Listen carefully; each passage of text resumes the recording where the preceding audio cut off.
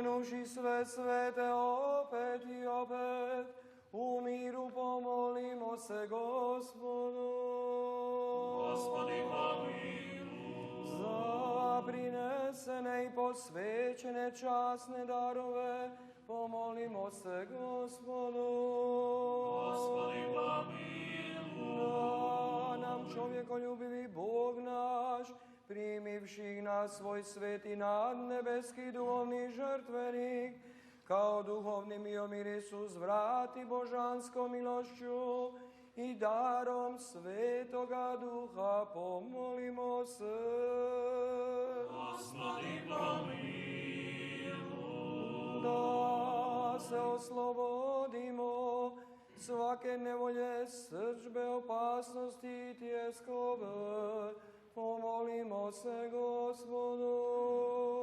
Gospodi pomiluj. Zaštiti, spasi, pomiluj i očuvaj nas, Bože, svojom milošću. Gospodi pomiluj. Da cijeli ovaj dan bude savršen, svet, miran i bez grijeha, molimo Gospodu. Podaj, Gospodi. Anđela mira vjernoga vođu i čuvara duša i tijela naših, molimo Gospodu. Podaj, Gospodi. Oproštenje i otpuštenje grijeha i prijestupa naših, molimo Gospodu. Podaj, Gospodi. Dobra i koristi dušama našim i mir svijetu, molimo Gospodu. Podaj, Gospodi.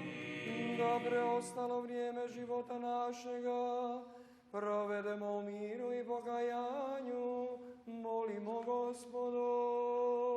Podaj, Gospodi. Da svršetak našega života bude kršćanski, bez bolova, bez sramote, miran, i da damo dobar odgovor na strašnom sudu Kristovu, molimo. Podaj, Gospodi.